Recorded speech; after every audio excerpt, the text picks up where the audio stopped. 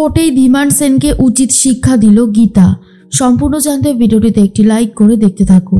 গল্পের শুরুতেই দেখা যায় গীতা কথা বলতে থাকে অগ্নিজিৎ মুখার্জির সাথে আর বলে মেহেক মুখার্জির তাহলে চরিত্রের দোষ আছে। কি বলেন অগ্নিজিৎ মুখার্জি? আমি ঠিক বললাম তো? অগ্নিজিৎ মুখার্জি আর কিছু বলতে পারছে না। ইচ্ছে করেই গীতা এই কথাগুলো বলতে থাকে যাতে মেহেক মুখার্জির নামে কিছু শুনলে অগ্নিজিৎ মুখার্জি প্রতিবাদ করে, সত্যিটা বলে দেয়। কিন্তু অগ্নিজিৎ মুখার্জি এমনই একটা দোটানার মধ্যে পড়ে গেছে, কোনোভাবেই আর সত্যিটা বলতে পারছে না। তার মধ্যেই ভজন মিত্তির কথা বলতে থাকে ধীমান সেনের সাথে আর বলে ইচ্ছে করে গীতা এই কাজটা করছে, কারণ ও খুব ভালো মতন জানে এই অগ্নিজিৎ মুখার্জির অস্ত্র দিয়ে অগ্নিজিৎ মুখার্জিকেই ঘায়েল করবে। সেটা খুব ভালোভাবেই বোঝা গেছে। তখনই ধীমান সেন বলে হ্যাঁ, সেটা তো খুব ভালো মতনই বুঝতে পারছি, তবে অগ্নিজিৎ মুখার্জি চাইলেও আর কিছু করতে পারবে না, না এগোতে পারবে না পিছোতে পারবে। এমন একটা কেস ঝুলছে মাথার উপরে। ভজন মিত্তির বলে একদমই তাই, আর এই কেসের চাপে পড়ে একেবারে শেষ হয়ে যাবে, চাইলেও আর কিছু করে উঠতে পারবে না, একেবারে ফিনিশড। সেই দিনের কথা তো আর ভুলতে পারবে না। 13ই নভেম্বর 2022। তার মধ্যেই অগ্নিজিৎ মুখার্জি সওয়াল করতে থাকে গীতাকে আর বলে আপনি হয়তো জানেন না আপনি এই সমস্ত কথা বলছেন যেগুলোর কোনো মানেই নেই। গীতা বলে কে বলেছে মানে নেই? অবশ্যই মানে আছে। এখন আমি এখানকার ইনভেস্টিগেশন অফিসার পঙ্কজ খাসনবিশকে ডেকে নেব সাক্ষী দেওয়ার জন্য। এরপরেই পঙ্কজ খাসনবিশ দাঁড়িয়ে পড়ে কাঠগোড়ায়।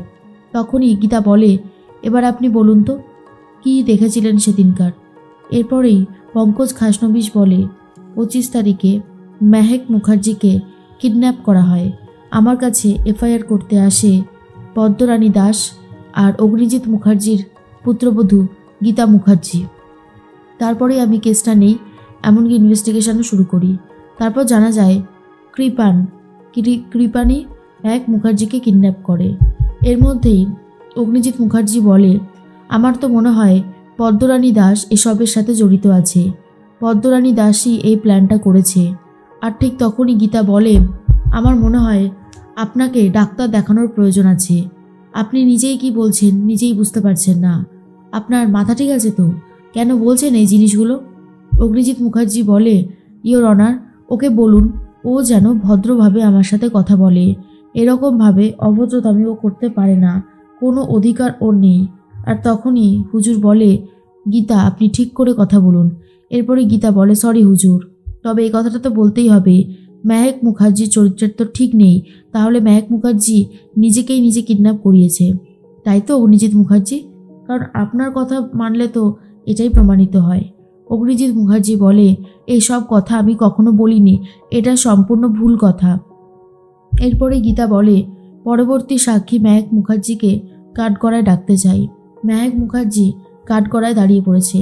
গীতা বলে এবার আপনি বলুন আপনার মনের মধ্যে যা আছে, নির্দ্বিধায়, ভয়ে চুপ করে থাকবেন এরকমটা নয়, সবটা বলুন। এরপর মেহেক বলতে শুরু করে আমি কারোর বিরুদ্ধে কোনো অভিযোগ জানাতে চাই না, আমার কারোর বিরুদ্ধে কোনো অভিযোগ জানানোরও নেই, আমি এসব নিয়ে আর কথা বাড়াতে চাই না।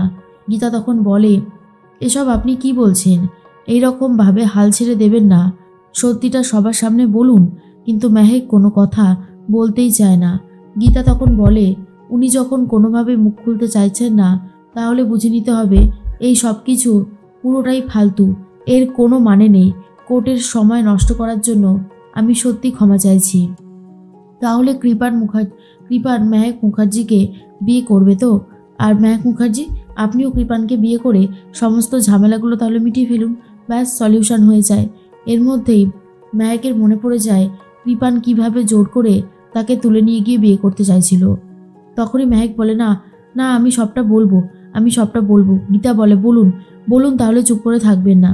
এরপর মেহেক বলে কৃপানকে আমি বিয়ে করব না, কৃপান মুখার্জির চরিত্রের ঠিক নেই, একটা খারাপ ছেলে, অসভ্য ছেলে, এই ছেলেটাকে আমি কখনোই বিয়ে করতে পারবো না, কখনো না। এই ছেলেটাই আমাকে জোর করে তুলে নিয়ে গেছিল, জোর করে বিয়ে করতে চেয়েছিল, এই ছেলেটার কঠিন থেকে কঠিনতর শাস্তি হওয়াটা দরকার।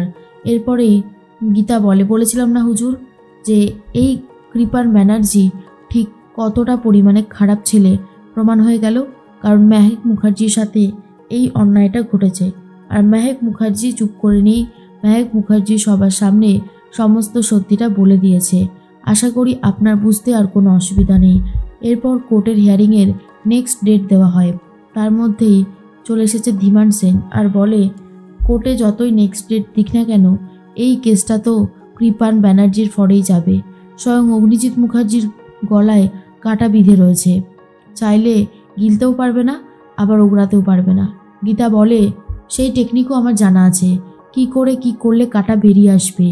আপনি তো এখনও এই গীতাকে চেনে নিনি, দাঁড়ান আর একটু অপেক্ষা করুন, তারপর ভালোভাবে চিনতে পারবেন, বুঝতে পারবেন আমি কি জিনিস।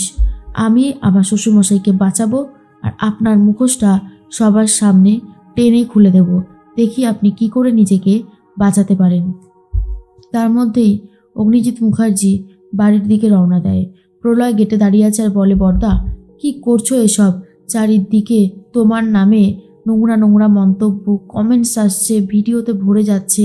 তুমি নিজের মেয়ের বিরুদ্ধে দাঁড়াচ্ছ কেন? কিসের জন্য? তোমার কিসের এত ভয়? তুমি একবার গীতাকে সবটা বলো, গীতা তোমাকে বাঁচাবে। ওর মন অনেক বড়, আমি বলছি বর্দা, তুমি একবার অন্তত বলে তো দেখো। অগ্নিজিৎ মুখার্জি বলে, কি বলবো? কি বলবো? আমার কারোর সাহায্য লাগবে না, আমার কারোর সাহায্য দরকার নেই। তার মধ্যে গিনি বলে, এই হয়েছে একজন আমার খুড়শ্বশুর, যা ইচ্ছা তাই করে যাচ্ছে। আচ্ছা, আপনি তো অগ্নিজিৎ মুখার্জির পয়সায় খাচ্ছেন, দাচ্ছেন, ঘুরছেন, আবার এত ফুটানি করছেন, আপনি অগ্নিজিৎ মুখার্জির মুখে মুখে কথা বলছেন কেন? তখনই প্রলয় বলে, গিনি মুখ সামলে কথা বলো, ভুলে যেও না তুমি তোমার খুড়শ্বশুরের সাথে কথা বলছো। গিনি তখন বলে, ভুলে যায়নি তো, আপনি বোধহয় ভুলে গেছেন যে আপনি আপনার দাদা অগ্নিজিৎ মুখার্জিকে এইভাবে অপমান করছেন। আপনি আপনার দাদাকে এইভাবে অপমান করতে পারেন না, তার কোনো অধিকার আপনার নেই। এরপর সাত্বিক বলে, ছোটকা তুমি এইভাবে বাবাকে অপমান করো না। এর মধ্যে মেহেক তো বাড়িতে যায়, গীতার বাড়িতে যায়, গিয়ে খুবই কান্নাকাটি করতে থাকে। গীতা বলে, তোমার বাবাকে আমি বাঁচাবো, একটু অপেক্ষা করো, সব ঠিক হয়ে যাবে। এরপর মেহেক অগ্নিজিৎ মুখার্জিকে ফোন করে বলে, তুমি গীতা বৌদিকে বলো না তোমার কি কি কষ্ট হচ্ছে, বলো না গীতা বৌদিকে, গীতা বৌদি সব ঠিক করে দেবে। গীতা বৌদি ম্যাজিক জানে, একবার বলেই তো দেখো। কিন্তু অগ্নিজিৎ মুখার্জি বলে, আমার কারোর সাহায্য লাগবে না, আমি একাই যথেষ্ট। তুমি যেটা করেছো সেটা আজকে একদমই ঠিক করনি। এর মধ্যে গিনি ফোনটা কেড়ে নেয়। গীতাকে বলে, আমি স্বস্তিককে বলবো ও যেন তোকে ডিভোর্স দিয়ে দেয়, তোর মতন মেয়ের এই বাড়ির বউ হওয়ার কোনো যোগ্যতা নেই। কথাটা শোনার পরেই গীতার খুবই খারাপ লাগে।